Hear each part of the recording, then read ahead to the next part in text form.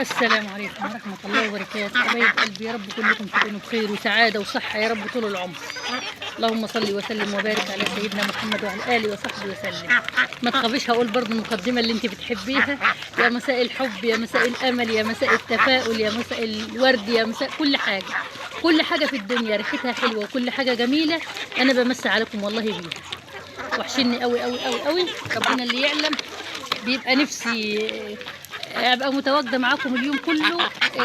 بس طبعا ما باليد حيله، يعني لازم نشوف مصالحنا ولازم نشوف بيوتنا ولازم نشوف كل حاجه في حياتنا. وطبعا انتوا عشان برضو ما تزهقوش وتملوا. بس النهارده بجد انا عاوزه اطمن بس الناس اللي هي بتقول ان الفراخ بتيجي بتزعل وبتقول اللي بتبقى الستات اللي هي جايبه الفراخ بتاعها مشروع وجايباهم ياكلوا طيورها. انا عايزه اطمنكم يا جماعه والله ان الفراخ فعلا ايوه يمكن بتقطع في الشتاء، بس مش بتقطع كتير. هي بتقطع في حاجه معينه، يعني مثلا لو ما اكلتهاش كويس، لو نسبه الكالسيوم ما اترفعتش عندها كويس، فانت حاولي بكل طريقه ان انت تاكلي الفراخ. في ناس بقى يا جماعه بتغلط غلطه وغلطه كبيره قوي، بتقعد تاكل الفراخ علف باستمرار، تقول لك عشان الفراخ طويله. لا يا جماعه، ده اكبر غلط اكبر غلط انت بتعمليه، انك بتاكلي الفراخ علف. ايوه عايزه تاكلي علف بياض اكلي مفيش مشكله، بس مش صافي. مش علف بياض صافي، لا.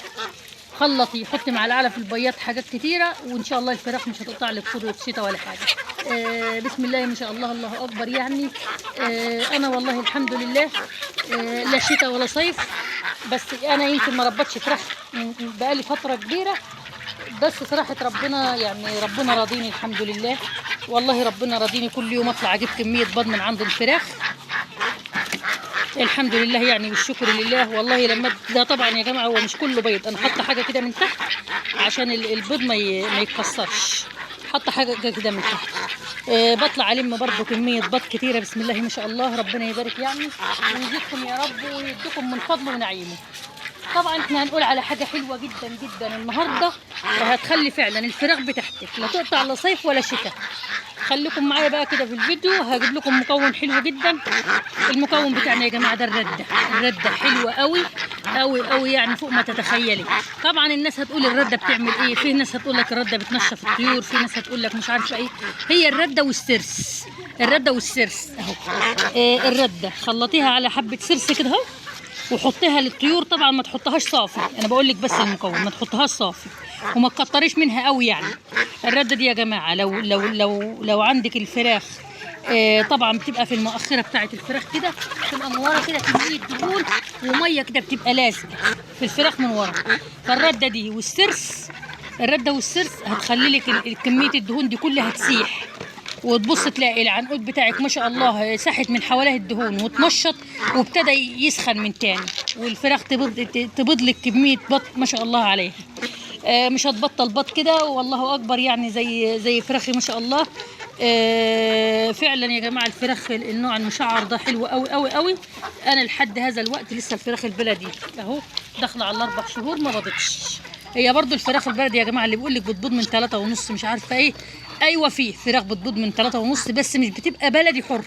انا جايبه البلد الحر على البلد المشعر. طبعا انا بضت عندي البلد المشعر قبل ما تكمل ما شاء الله 3 شهور ونص، بس البلدي لسه ما كملش 4 شهور ولسه برضه ما بطش. فالرده حلوه جدا والله يا جماعه، ممتازه فوق ما تتخيلي للفراخ. ولو عندك بط برضه، لو بتذبحي البط بتاعك بتلاقيه كله دهون وبتلاقيه الجلد كله ما بتبقاش عارفه تاكلوه ولا تاكليه لاولادك. زي ما احنا عارفين برضو ان فيه الاولاد الايام دي لا بترضى تاكل الجلد ولا حد بياكل اصلا الجلود دي، والجلود دي مش حلوه اصلا، خطر وممكن يبقى تحتها امراض وكده. فاحنا نيجي قبل ما نذبح الطيور بتاعتنا باسبوع نحط لهم رده وسرس صافي. هتذبحي رده وسرس، ولو عندك قمح، القمح طبعا هيخلي لك السبيخه تكبر. السبيخ مجموعه يعني كميه السبيخ عندك تكتر، وتبص تلاقي الدهون كلها ساحت والجلد كله الدهون اللي تحت الجلد كلها ساحت. طبعا هم دول مش ناقصين سايحان، هم سايحين لوحدهم. ده الفرز الرابع الزفت اللي انا اتغشيت فيه. ده البط الفرز الرابع. ربنا ما يرزقكم يا رب باللي غشني ويديكم زيه يا رب. بس انا بامل يعني ان شاء الله ان هم باذن الله في ازدياد، يعني في ازدياد وبيتقل لان انتوا عارفين طبعا حجم البط بتاعي بيبقى عامل ازاي.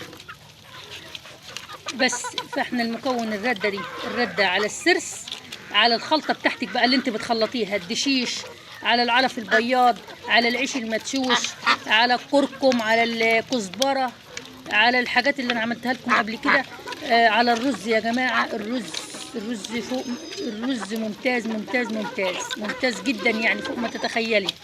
بيخلي بسم الله ما شاء الله الطيور، بيخلي الطيور الله اكبر يعني يومها بعشرة. وخصوصا للبط، وخصوصا الفراخ البيضة برضه. بس الفراخ البيضة حط الرز اللي هو الناشف، ما تحطيش الرز التاني اللي هو مسلوق. وهضبط لك ان شاء الله كمية بط باذن الله. و انا لما طبعا يا جماعة كمية البط دي بسم الله ما شاء الله اهو. انا لما ما شاء الله يعني البط بتاعهم الله اكبر ابتدى يكبر كمان. هي برضه الفراخ المشعر يا جماعه بتبقى برضه كده كبيره، بتبقى برضه كبيره يعني مش بتبقى صغيره زي الفراخ البلدي. الفراخ البلدي البيض الصغير بتاع الفراخ البلدي بيبقى قد الليمونه كده، ما منوش فايده، بس مع الوقت بيكبر. بس الفراخ المشعر دي مستحيل تقطع، ما بتقطعش بط اطلاقا. ان قطعت اقصى حد تقطع لك مثلا يوم يومين وترجع تجدد تاني وتبيض لك بط كتير يعني الله اكبر. طبعا يا جماعه مع مغلي الشيح، مع مغلي الرمان على الملح تزود لك نسبه الكالسيوم وتموت لك انا عملت الفيديو ده قبل كده وناس كتيره ما شاء الله شافته وناس كتيره جربته وطلع حلو معاها، جاب معاها مفعول جامد. فربنا ان شاء الله يسهل وفراخنا مش هتقطع باذن الله، وهتلمي برضو انت اخرى كميات. انا ما عنديش برضو طبعا، ما عنديش فراخ بقى بكميات كبيره، لكن انا هجيب فراخ واعمل بكميات كبيره باذن الله، باذن ربنا. بس طبعا مع البرسيم يا جماعه خرطوا البرسيم والرده والعيش وكل حاجه. طبعا احنا عارفين الايام دي الوز بيبتدي يبيض، فنخلي بالنا يا جماعه الايام دي نحاول بكل طريقه ان احنا نتاكد ونسمع صوت الذكر بالليل وهو بيكسر. لازم تسمعي صوته، وبيبقى له صوت كده غريب لازم تسمعي صوته اهو. يعني ما شاء الله يعني انك مثلا يبقى عندك حاجه بتنتج في البيت وحاجه بتستعمليها وحاجه يعني تبقى عارفه ان انت مثلا هتدخلي بيتك هتجمعي بيضه، هتجمعي بدل ما تشتري بدل ما تعملي. وما فيش احسن بقى من البيض البلدي. سيبك من بيض المزارع ومن الكلام ده كله، البيض ده ما بيبقاش حلو زفر وكده. بس وان شاء الله خير. وطبعا الرده تنفع برضو الناس اللي هتقولي تنفع للبط المسكوفي او البط، ايوه ينفع يا جماعه، حلو جدا للبط المسكوفي. هيسيح لك برضو الدهون منه، هيخلي لك العنقود يسخن جامد جامد، وما شاء الله هتشوفي انتاج حلو. ويا رب يكون الفيديو عجبكم، ويا رب تكونوا بتستفيدوا باي حاجه. وعليكم بقى يا جماعه وعلى مغلي الرمان حلو قوي قوي قوي على الملح، مغلي الرمان على الملح على الكزبره. لو عندك برضو كركم خلطيه على العلف هتاخدي انتاج والله عالي. وجربي وربنا معاكم ان شاء الله. ويا رب يكون الفيديو عجبكم، والسلام عليكم ورحمه الله وبركاته.